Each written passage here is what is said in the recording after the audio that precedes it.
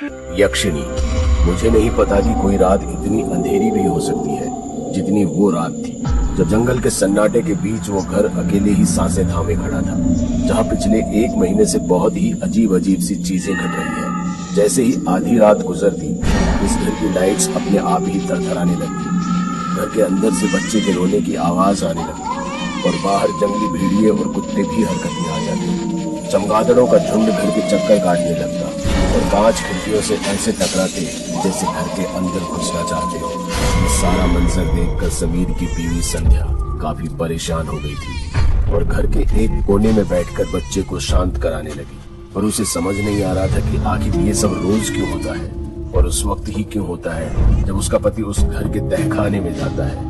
आखिर क्या करता है वो वहाँ, जहाँ से लौटने के बाद पूरे दिन सोता है और फिर रात को 2 काली मुर्गियों के साथ तहखाने में उसी कमरे में चला जाता है। उसे तो ये तक देखने की फुर्सत नहीं कि उसका बच्चा पिछले 1 हफ्ते से बुखार में तप रहा है। ये सब सोचते हुए संध्या अपने बच्चे को बेड पर सुला देती है और आज खुद तहखाने में उस कमरे तक पहुँच जाती है। भले ही समीर ने मुझे इस कमरे के आसपास टिकने से भी मना किया है, पर आज तो मैं ये पता लगा कर ही रहूंगी कि आखिर करता क्या है वो पूरी रात इस कमरे में। खुद से इतना कहकर संध्या ने जैसे ही दरवाजा खोलने के लिए हाथ आगे बढ़ाया कि अंदर से एक तेज आवाज आई, रुक जाओ संध्या। ये समीर ही था जो कमरे के अंदर चीखा था। उसकी आवाज भर से संध्या ने सहम कर अपने कदम पीछे खींच लिए थे। चुपचाप ऊपर चली जाओ और दोबारा नीचे मत आना।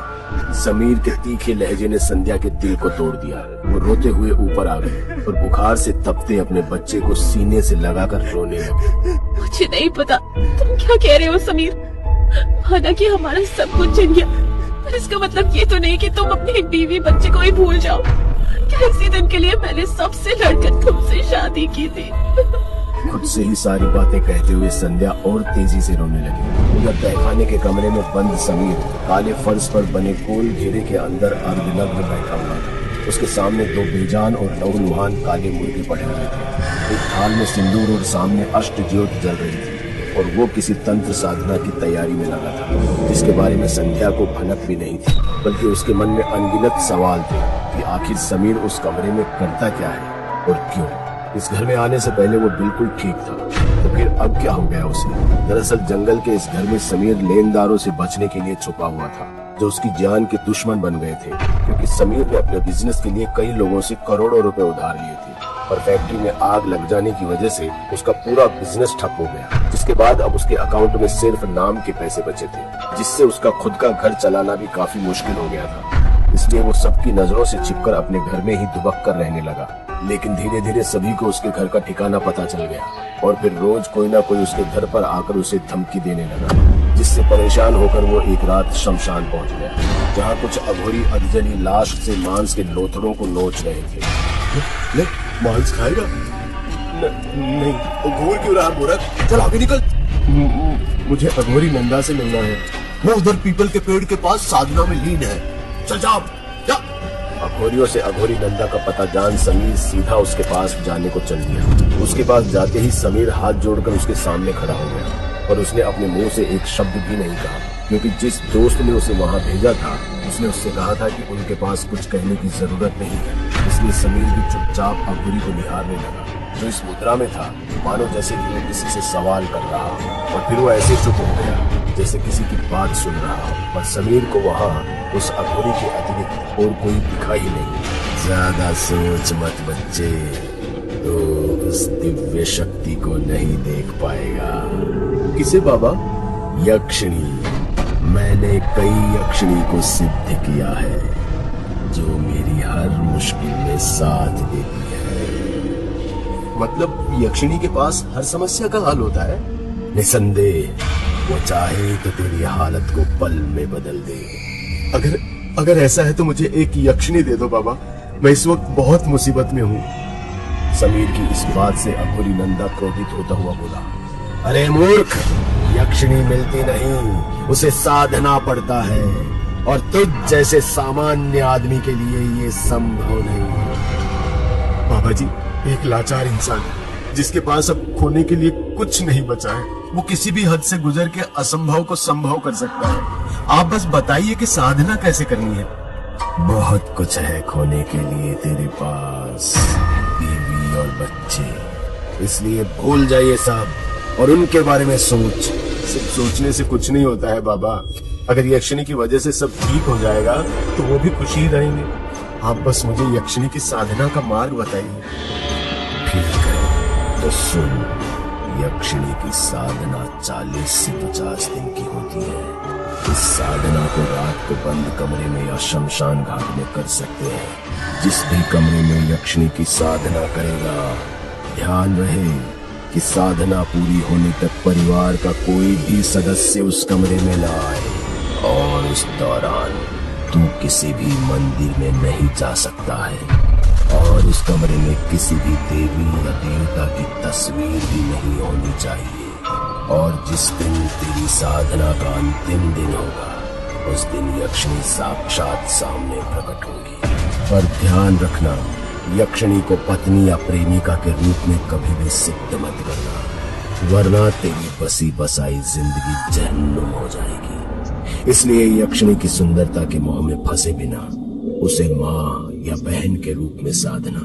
अघोरी की बात सुनकर समीर कुछ सोचने लगा था, और फिर उसके ख्याल में अपना जंगल वाला घर याद आता है, जिसके बारे में किसी को पता नहीं था। इसलिए बिना किसी रोक टोक शांति से साधना करने के लिए वो जंगल के घर का तहखाना वाला कमरा चुनता है। और आज उसकी साधना का आखिरी दिन है, इसलिए वो सारी तैयारी करने के बाद आंखों को बंद करके मंत्र गुनगुनाने लगता है। यक्षिणी आगच्छ स्वाहा, ओम ह्रीं यक्षिणी आगच्छ स्वाहा, ओम ह्रीं यक्षिणी आगच्छ स्वाहा, ओम ह्रीं यक्षिणी आगच्छ स्वाहा। रुको समीर, अपनी साधना समाप्त करो, मैं तुम्हारी साक्षात हूँ। एक एक शब्द समीर के कान में ऐसे टूटे जैसे आसमान से तारे बरसने लगे। फिर जैसे ही उसने अपनी आंखें खोली तो सामने यक्षिणी को पाया, जिसे देखते ही समीर ऐसे सम्मोहित हुआ जैसे आज से पहले उसने ऐसी खूबसूरती कहीं देखी ही नहीं थी। क्या हुआ समीर, कुछ बोल क्यों नहीं रहे? क्या तुम्हें मुझसे कुछ नहीं चाहिए? बोलो। यक्षिणी का हर शब्द समीर को ऐसे सम्मोहित कर रहा था कि वो अपने मूल उद्देश्य से भटकने लगा था। अब उसकी आंखों में सिर्फ और सिर्फ यक्षिणी घूम रही थी, और फिर इसी उत्तेजना में उसके मुंह से निकल गया, यक्षिणी के लिए तो सब मुमकिन है। अगर यक्षिणी ही मेरी हो जाए तो मेरे लिए तो कुछ भी मुश्किल नहीं होगा। तो आज से ये यक्षिणी तुम्हारी हुई। अब तुम्हारी इच्छाएं ही मेरी नियति होगी।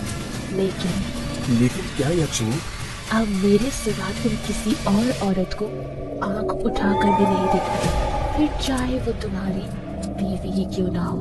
ये सुनते ही समीर के होश उड़ गए थे। वो तभी उसे अघोरी की कही हुई बात याद आ गई। पर ध्यान रखना, यक्षिणी को पत्नी या प्रेमिका के रूप में कभी भी सिद्ध मत करना, वरना तेरी बसी बसाई जिंदगी जहन्नुम हो जाएगी।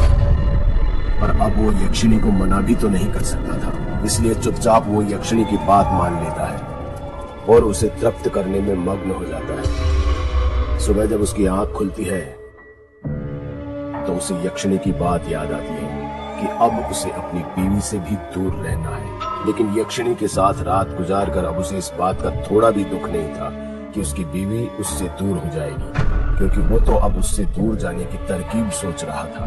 फिर जैसे ही वो ऊपर गया तो देखा कि उसकी बीवी बदहवास अपना सिर पकड़े बैठी थी। ऐसे मुर्दों की तरह क्यों खामोश हो? जल्दी ही सब ठीक हो जाएगा। और सुनो, मुझे तुमसे कुछ बात करनी है। अब हम दोनों साथ। तुम्हारे शेयर्स के दाम रातों रात 100 गुना बढ़ गए। लेनदारों का फोन भी आया था कि अब उन्हें तुमसे पैसे नहीं चाहिए, तुम उसे अपने बिजनेस में ही लगे रहने दो। क्या बात कर रही हो? सब ठीक हो गया, बिल्कुल पहले की तरह। देखा, ये मेरी साधना का नतीजा है। एक बात और, अब हमारा बच्चा इस दुनिया में नहीं रहा। संध्या के मुंह से ये शब्द सुनते ही समीर के कदम लड़खड़ा गए और वो अपने बच्चे की तरफ बढ़ा, जो अब बेजान बिस्तर पर पड़ा था। समीर के लाख बुलाने पर भी वो नहीं हिला। क्या हुआ इसे? कैसे हुआ? मेरे बच्चे को संभाल कर भी नहीं रख पाई। किस तरह की औरत हो तुम? मेरा बच्चा? मैं किस तरह की औरत हूँ? समीर, कभी अपने गिरेबान में झांक कर देखा है तुमने? अपना सब कुछ छोड़कर मैं तुम्हारे पास आई, तुम्हारी मुश्किल घड़ी में तुम्हारे साथ खड़ी रही। फिर तुमने क्या किया? हमें लाकर इस जंगल में पटक दिया, जहाँ ना खाने को खाना है और ना पीने को पानी। ऊपर से तुम महीनों से कहाँ हो इसका कुछ पता नहीं। हमारा बच्चा बिना इलाज के बुखार से तपते तपते दम तोड़ गया, और तुम मुझसे पूछ रहे हो कि मैं कैसी औरत हूँ? छी समीर, मुझे शर्म आती है कि मैंने तुम्हें चुना। दूर हट जाओ मेरे बच्चे से। इतना कहते हुए संध्या ने अपने बच्चे को उठाया और घर से बाहर निकली। उसकी आंखों से बहते आंसू और दुख को देख खुद आकाश भी अपने घनघोर बादलों को समेट कर रोने लगा।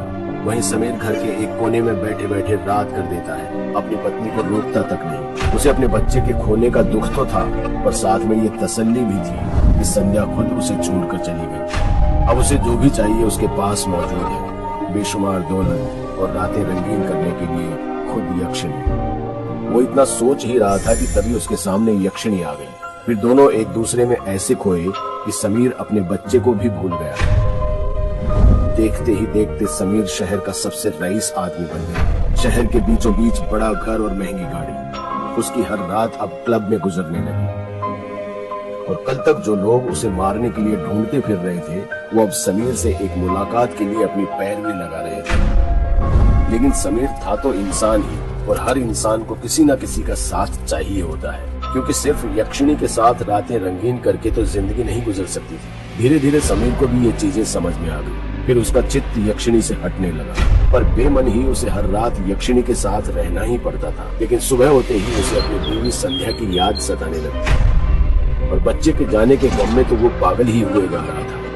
इसलिए एक रात उसने यक्षिणी को छूने से भी मना कर दिया, जिसके बाद यक्षिणी चली गई और समीर सो गया। तभी अचानक उसे ऐसा एहसास हुआ कि किसी ने उसके दोनों हाथ और पांव पकड़ लिए और उसके गले को दबाए जा रहा है। वो ना तो कुछ बोल पा रहा है और ना ही खुद को बचाने के लिए हिल पा रहा है। तभी ऐसा लगा कि किसी ने उसके हाथ को छोड़ दिया और वो अपने दोनों हाथों से अपने गले को छुड़ाने लगा और फिर चीखते हुए एकदम से उठ बैठा। वो पसीने से लथपथ हाँफ रहा था और यक्षिणी अपने कामुक अंदाज में उसके सामने बैठी हंस रही थी। समझा ना समीर, मेरे बिना तेरा यही हाल होगा। सब कुछ छिन जाएगा और बस मौत ही एक रास्ता बचेगा। मैं नहीं आई थी तेरे पास, तूने बुलाया था, और अब इस तरह मुझसे आजाद नहीं हो सकता। अब मुझसे ही तेरी जिंदगी और मुझ पर ही खत्म।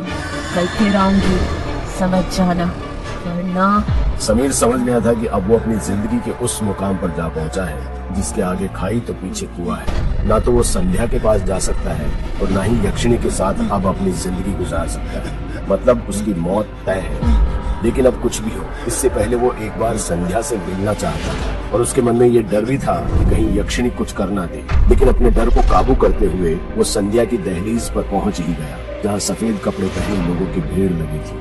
भीड़ को चीरते हुए वो जैसे ही आगे पहुंचता है तो पता चलता है कि सामने संध्या की लाश पड़ी हुई है। वो अपने बच्चे के खोने का गम ज्यादा दिन तक झेल नहीं पाई और घुट घुट कर मर गई। संध्या को मरा हुआ देख समीर का मन निचल गया। उसे समझ नहीं आया कि वो क्या करे, इसलिए वो वहाँ से भागकर शमशान चला गया। और वहाँ अधूरी निंदा की ही नहीं, क्योंकि वो परकाया साधना के लिए काशी गए थे। समीर अपने घर लौट आया था और घुट घुट कर रोने लगा था, और फिर अंत में एक तेज धार वाले चाकू को लेकर अपनी नस काट ही रहा होता है कि रुक जाओ समीर, क्या मिलेगा तुम्हें मरकर?